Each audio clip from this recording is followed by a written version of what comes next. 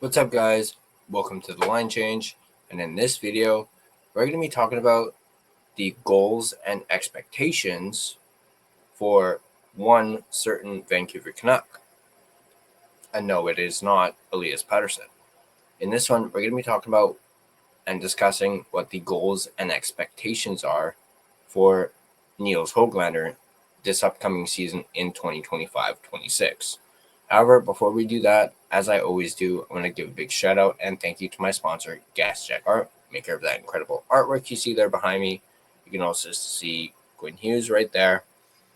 You guys can get your hands on some artwork just like that by checking them out at GassyJackArt.com. You can also check him out on Instagram at GassyJackArt.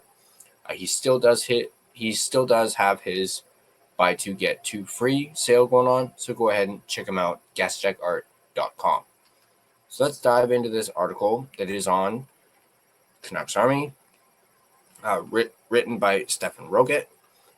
And he goes on to say, it makes a lot of sense that a player nicknamed Hoagie tends to sandwich his good seasons in between his bad ones. Nils Hoglander arrived in the NHL for the 2020-21 season, just a year and a half after the Vancouver Canucks selected him 40th overall in the 2019 NHL draft. For those of you that saw, or maybe you didn't see, we did a video talking about how he stacks up against his draft class. You guys can check that out right here. He quickly turned heads with a 13-goal, 27-point rookie campaign in just 56 games. Like many, Hoglander experienced a sophomore slump for 2021-2022, with his numbers dropping down to just 10 goals and 18 points in 60 games.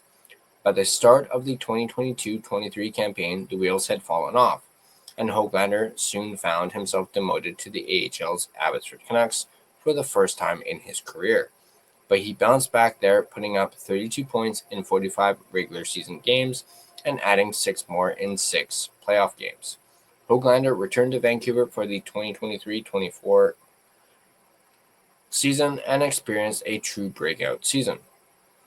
He posted 24 goals and 36 points in his first full campaign of 80 games and seemed poised to solidify himself as a top 6 talent, despite a run of just 2 points in 11 playoff games.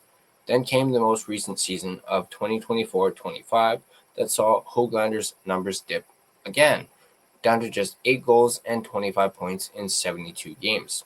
But in keeping with his career trend, the 2024-25 season was really 2 seasons for Hoglander, one bad, one better. After a hottish start of 3 points in 5 games, Hoglander went absolutely ice cold. He notched just 2 points in his next 26 games. He suffered through a preposterous 35-game goalless streak that wasn't snapped until January 14th against the Winnipeg Jets. It was the tough start to end all tough starts, and for a while it seemed like it was going to be permanent. But Hoglander did turn things around. He posted 16 points in the final half of the year and 10 points in his final 15 games. Presumably, his number one goal for 2025-26 is to get off the production roller coaster and just build on his strong finish to a much more consistently good campaign. Let's talk some other more specific goals and expectations for Hoglander. Meeting expectations, and now this section is where we see him meeting expectations, which would be 20 goals, 40 points, and being less streaky. We hate to make it all about the numbers for a player as multifaceted as Hoglander. He's not just a goal scorer, he's a possession whiz, a strong forechecker, and not always half bad in his own end. But given that his struggles in 24-25 specifically centered around long goalless droughts, the key expectation for Hoglander to meet this year is an expectation of production and more consistent production at that. Setting the bar at Hoglander's 24-goal performance of 2023-24 might be a tad too high. He did score on 20% of his shots that season, well above the norm and almost double his career average otherwise. But that 24-goal, 12-assist balance was never ideal anyway. If Hoglander can get the goals back up to about 20 and get his assists to about the same rate, he'd be sitting at the kind of stat line that everyone should be reasonably satisfied with. It's not that out of reach either. Despite his struggles, Hoglander posted a career-high 17 assists last year, and if the goal is a point-per-game rate of 0.50, that's the exact rate he scored at in the latter half of the season. He's just never done it over a full season's length. Find a way to do that, and at an increased, but still well below league average, salary of $3 million, no one will find much reason to complain. Let's take a look at above expectations, which would be a consistent spot in the top 6 and production to match.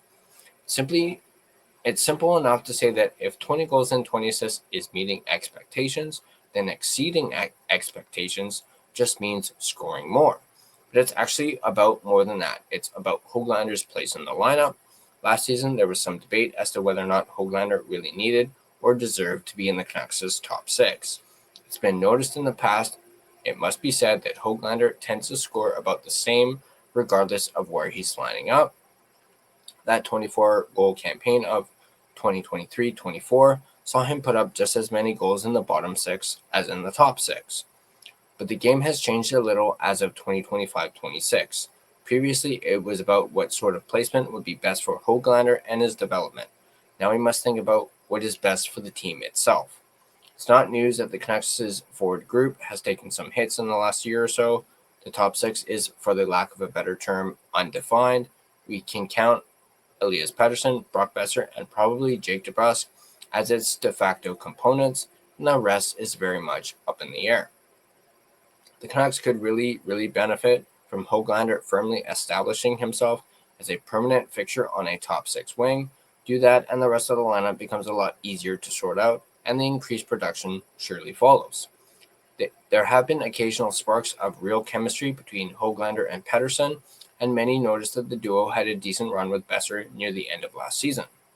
Obviously, in our previous video, we talked about who could possibly play with PD. We mentioned Nils Hoglander as being one of them. If you guys haven't checked that out, you guys can check that out right here. If Hoglander can consistently become the sort of linemate that elevates Pettersson's game, well, now we're going a bit beyond above expectations and into solving most of the Canucks' problems single-handedly. That'd be great, obviously. For now, though, we're happy to set our high bar at a more consistent place in the lineup and more consistent scoring from that heightened placement. Now, let's take a look at below expectations. Another slump or two, and probably a trade. Few players can afford a cold start to 2025-26 less than Hoglander. It was clear at times over the past couple of seasons that Hoglander had lost some confidence from the coaching staff. That staff included new head coach Adam Foote. So it's not exactly as if Hoglander is starting from carte blanche. If he goes through some of the same goalless and pointless stretches as he did in 2024-25, especially if they come early on in the season, Hoglander will likely be putting his future in Vancouver at risk. Canucks' forward group can best be described as lacking in firepower and a little overstuffed in terms of depth. What I should say is the quote-unquote too many wingers problem was alleviated by the trading of Dakota Joshua to Toronto, but that may not be the end of it. There will be pressure on wingers from lower down the depth chart in the form of Linus Karlsson, Archdeep Bains, Jonathan Lekaramaki, Max Sasson, who the organization reportedly sees as a long-term winger, and more. If Hoglander isn't producing with consistency, it wouldn't be at all surprising to see him dumped for a mid-round draft pick, especially since doing so would open up an additional $3 million to spend on upgrades. A failure to meet expectations very likely means that Hoglander is shipped out of town. It sounds harsh, but it's true. Let's take a look at goals for Nils Hoglander in 2025-26. 1. At least 20 goals and 20 assists. A more consistent placement in the lineup. Continued development of chemistry with a center, ideally Elias Pettersson.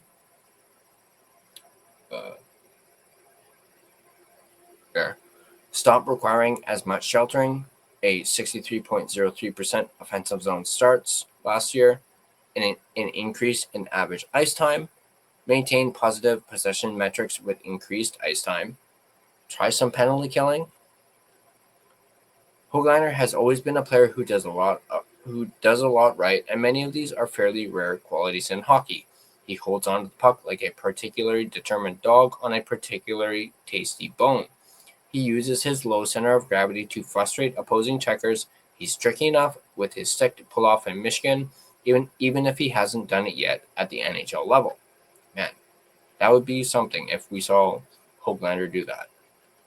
His profile as a prospect and then player has always remained fairly steady. It's the results that have varied and sometimes wildly. We feel at this point that we're probably overusing the word quote unquote consistency and it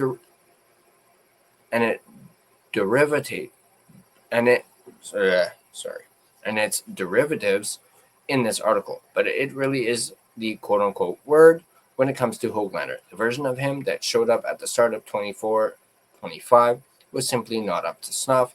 The version of him that finished the year was well over and above the value of a $3 million cap hit on average. The number one thing that the Canucks want to be able to do with Hoglander in 2025-26 is count on him night in and night out. If he can become a more reliable contributor, he'll have hit by far his most important goal. So that is that article. I will leave a link to it in the description down below. I might also turn this into a series and not necessarily rely on articles. I might actually do my own stuff, and I might do this for certain different players, guys like Petey, DeBrusque, Besser. Who knows? I mean, I need content for this channel, and I think it would be interesting, and I think you, the Canucks fans, would probably appreciate it. So that is the goals and expectations for Nils Hoglander in 2025-26. And as always, if you guys like this video, be sure to hit that like button. If you want to stay up to date on all your Vancouver Canucks content, be sure to smash that subscribe button and turn on your notifications so you don't miss a single video. You can find and interact with us on social media. You can find us on Facebook. Just search The Line Change to find our Facebook page. You can find us on Instagram at The Line Change. You can find us on X at Line Change Van. You can find us on TikTok at the TLC Podcast. You can also find us on Blue Sky at The Line Change. Feel free to give us a follow on all of our social media platforms. And if you prefer an audio version of this podcast, you can find us on both Spotify and Apple Podcasts. On Spotify, feel free to give us a follow as well as rate and review us. It is, of course, greatly appreciated. But that's going to do it for this video. As always, let's go Canucks, and I'll see you guys in the next video.